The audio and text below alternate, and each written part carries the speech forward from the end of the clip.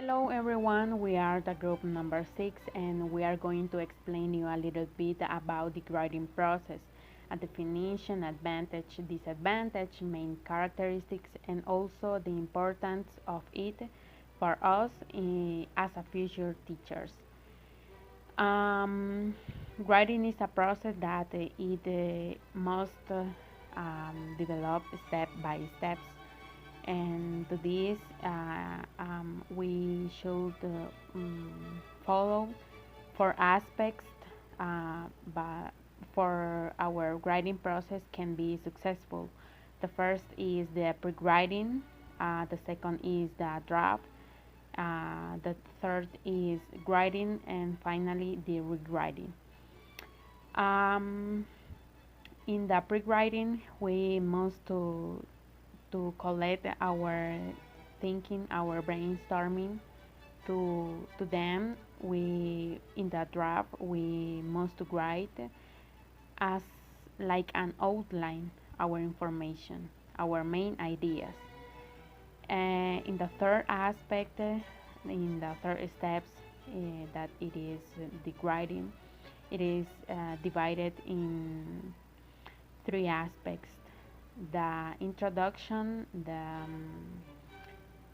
body paragraphs, and the conclusion. In the introduction, you should write it from general to specific. In it, you should write your main ideas and also a thesis statement. In the body paragraph, you should develop your main ideas, a main idea for a paragraph. And a conclusion, you should write it from specific to general, your main ideas. And then you should rewriting and revising your text, in that case your essay, and also you should to take in consideration some words that you can change for do it in a better way. Hi guys, my name is Ever, and I'm gonna continue explaining you about the writing process. The writing process has some steps that we need to follow in order to have a good essay, a good written essay. In class, we have discussed several steps that we need to follow in order to write a good essay. Some of them are the pre-writing, the writing, and the rewriting. Basically, if we follow these steps, we're gonna be a successful writer, and anybody who reads our essay is going to be able to understand us and to follow our ideas. Well, I'm gonna give you some advantages that the writing process gives you. The first one is that it helps the student to be more confident. What I mean by that is that when the student writes an essay following the steps that the writing process gives you, basically the student knows that he is doing it well, and he is able to give it to somebody else, and he knows that the another person is going to read it, and that's gonna be fine. The second advantage is that the writing process helps you to order the ideas better. If you think we are accustomed to write the ideas or a paragraph, normal paragraph, that sometimes we start in one point and at the end we don't know what we are talking about. Well, and the third advantage is that it helps the student to get more vocabulary. What I mean by that is, at the beginning, personally, I didn't know how to write a good essay. I just wrote, I was used to write ideas and as it came to my mind. And now that I know how to write an essay, a good essay, I'm just trying to follow the process, and basically I'm trying to add more words, different words. I know that I can't, or I don't have to repeat the same words that I said in one sentence or two sentences before in the third sentence.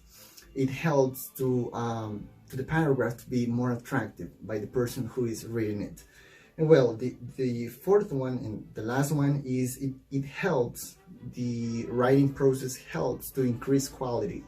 What I mean by that is that it helps the student to get accustomed to it. And if we practice a lot the writing process, at the end, or in a couple of weeks or months, if we practice a lot, we're gonna be experts in the topic. And basically what we have to do is practice and practice, because I know that it is not easy, because we are not native speakers, but we can get near to that. Well, and now my partner is going to explain you some disadvantages that the writing process has. As well as the grading process has its many advantages, it also presents some aspects that could be considered as disadvantage when applying this process. Among these, we can mention, for example, grading process could be time consuming with large classes. This can be due to a student who may not be familiar with the process, and the teacher may not have enough time to schedule individual grading conference with large classes. And another could be that learners who are unusual to the process will be revision as a sign of failure. Hello, I'm gonna explain the main characters of the writing process. As we know, the writing process involves at least 4 distinct steps, and that are pre-writing, drafting, revising, and editing. Pre-writing, in what consists? Pre-writing is anything you do before you write a draft or your document. Maybe it includes thinking, taking notes, taking to order, brainstorming, outlining, and gathering information.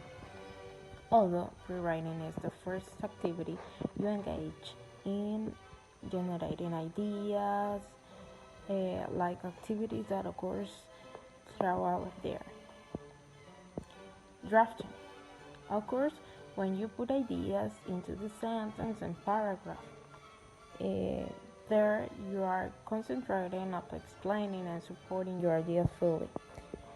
There you also begin to connect your ideas regardless of how much thinking and planning you do. The process of putting your ideas in words and the word change them. Often uh, the very words you select evoke additional ideas for you. Guys, another aspect that is important to mention, it's important for us as English language teacher, right? Because we are in a process in which we need to know the aspects of the writing process and the steps that we have to follow. And it is curious to know that write is not only to take a pen and a sheet of paper and write just because we want to write, right? And the truth is that there are rules to write a formal essay or a formal report. I remember when I took English Workshop 5 the last period, and the class was about essay, and we looked at the aspect that an essay has, and my reaction was like, oh, I didn't know. Uh, I didn't know this because I had always thought that write was just to write, and that isn't true. And to be honest, we as a future English teacher, we have to know the different types of essay, like expository essay, narrative essay, descriptive essay, and persuasive essay, since each of them have some different aspects that we have to know in order to create a good essay or a good work with this writing process. But the question here is, why do we have to know this? Well, I think that the reason why is because we will be teacher, and we will have to know, or we will have to teach our knowledge to another generation. Moreover, because in the future we can work in a company where we have to write a formal essay or our informational report, and that is the reason why we have to know the writing process. So that our work is well seen and well presented.